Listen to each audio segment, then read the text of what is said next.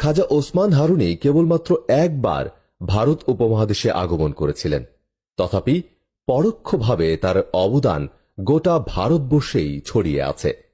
কেননা তারই নির্দেশে খাজা মঈনুদ্দিন চিশতি ভারতীয় উপমহাদেশে ধর্ম প্রচারার্থে আগমন করেছিলেন।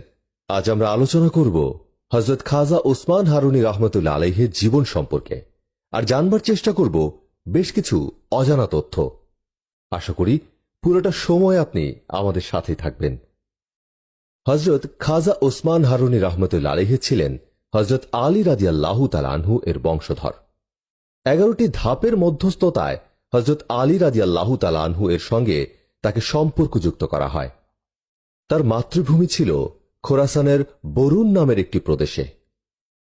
প্রথম জীবন থেকেই তিনি ইবাদত ও আমলের প্রতি অনুরাগী ছিলেন। তিনি মাঝে মাঝেই 9 দিনে ও 1 রাতে পবিত্র কোরআন খতম করতেন। 70 বছর পর্যন্ত কঠিন মুজাহাদা ও সাধনা করে জীবন কাটিয়েছেন তিনি। কখনো তৃপ্ত হয়ে পানাহারও করেননি তিনি। তার দোয়া সবসময় আল্লাহর দরবারে কবুল হয়ে যেত। মুখে তিনি যা বলতেন বাস্তবে তাই ঘটে যেত। তার দৃষ্টির ছিল পরশ পাথর তুল্য প্রভাব। সে দৃষ্টি যার উপর একবার পড়ত, আধ্যাত্মিকতার ধাপসমূহ অতিক্রম করে ঊর্ধ্ব মাকামে পৌঁছে যাওয়া তার পক্ষে সহজ হয়ে যেত। হযরত খাজা ওসমান হারুনি রহমতুল্লাহ আলাইহি এর পীর ও মুর্শিদ ছিলেন হাজী শরীফ জিন্দানি রহমতুল্লাহ আলাইহি। আধ্যাত্মিকতা ক্ষেত্রে তিনি তার যুগের শীর্ষ মাশায়েখদের মাঝে অতুলনীয় প্রসিদ্ধি অর্জন করেছিলেন। ওই যুগের সব আলেম ফাজেল, বিশেষত আধ্যাত্মিক ব্যক্তিত্বরা তার দিকে ধাবিত ছিলেন।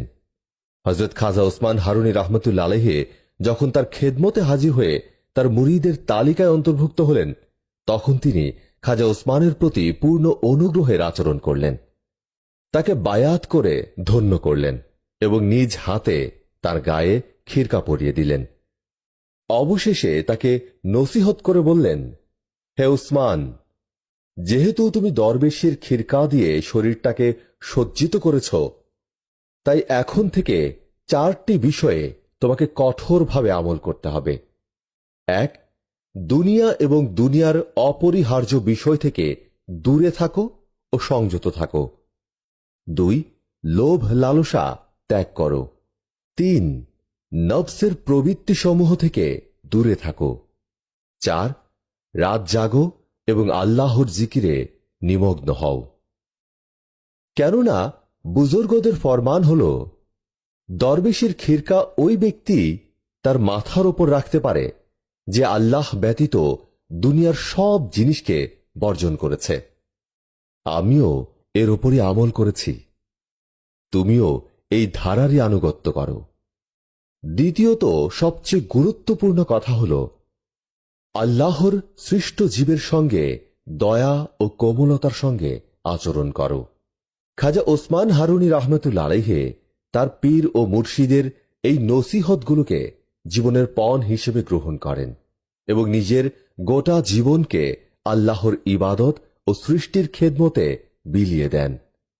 আর এভাবেই তিনি কৃতিত্ব ও পূর্ণতার উচ্চ শিখরে পৌঁছে যান। তাই ইতিহাসে আজ স্বর্ণাক্ষরে লেখা আছে তার নাম। ওসমান হারুনি তার আধ্যাত্মিক পথ প্রদর্শকের সান্নিধ্যে 30 বছরেরও বেশি সময় অতিবাহিত করেন। এই সময়কালে তিনি তপস্যা অনুশীলন এবং প্রার্থনায় নিযুক্ত ছিলেন। সময়ের সাথে সাথে তিনি অনেক আধ্যাত্মিক গুণাবলী অর্জন করেছিলেন। তার গুরু জান্দানি রহমতুল্লাহ আলাইহি তাকে এগিয়ে যেতে এবং সত্য ছড়িয়ে দেওয়ার জন্য বলেছিলেন।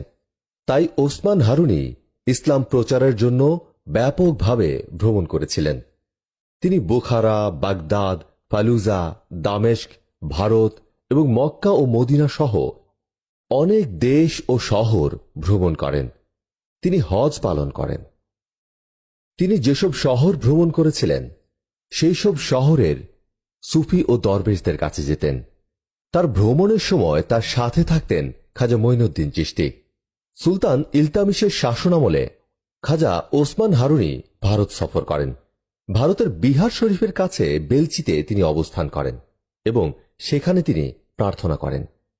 হযরত খাজা ওসমান হারুনী রহমতুল্লাহ আলাইহি এর জীবনে বেশ কিছু অলৌকিক ঘটনার কথা জানা যায়।